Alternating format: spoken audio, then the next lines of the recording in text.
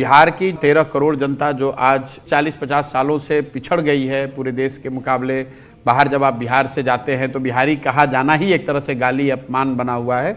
उस चीज़ को सुधारने के लिए एक बहुत बड़े प्रयास की जरूरत है और मुझे ऐसा लगता है कि बिहार से होने के नाते अगर ये प्रयास अगर मेरे जैसा कोई व्यक्ति नहीं करेगा तो दूसरा कौन करेगा। मैंने आपके भाषण देके आप जनता को डांटते हैं। बिल्कुल डांटता हूं। आप जनता से कहते हैं 500-500 रुपए लेके मुर्गा भात लेके तुम वोट दे देते हो। बिल्कुल, उनको मैं ये बता रहा हूं और ये कई लोग मुझे अभी कहते हैं कि भैया आप तो लताड़ रहे हैं लोगों को।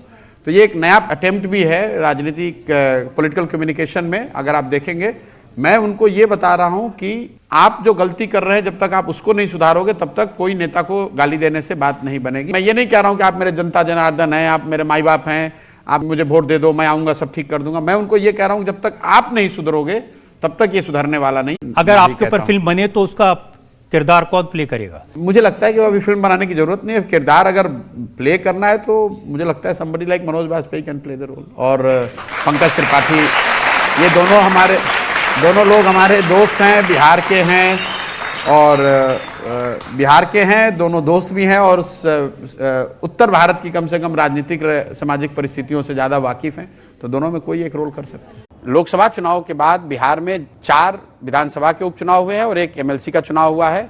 उन 5 में 4 जगह इनकम्बेंट हारा है। 2/3 से ज़्यादा लोग इस बात के लिए बिल्कुल तैयार हैं कि बिहार में बदलाव होना चाहिए, चाहे वो RJD का वोटर हो या वो NDA का वोटर हो, भाजपा नीतीश का वोटर हो, वो बदलाव तो चाहता ही है।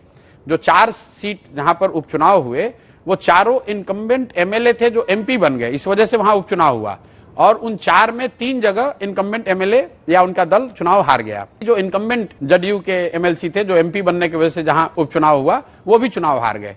तो बदलाव तो निश्चित है, इस बात को आप लिख लीजिए। बीजेपी बिहार में दूसरे तीसरे नंबर का दल है, उनको 19.6% वोट आया है और आप ये बता रहे हैं कि जैसे बीजेपी ही बिहार की राजनीति की दिशा तय करेगी, ये बात नहीं है। निश्चित तौर पर अगर आपको पीछे हरियाणा में, महाराष्ट्र में सफलता मिली है तो उससे उनके वर्कर्स का, नेताओं का मोराल बढ़ सकता है, लेकिन यहीं झारखंड में बुरी तरह भाजपा हारी भी है।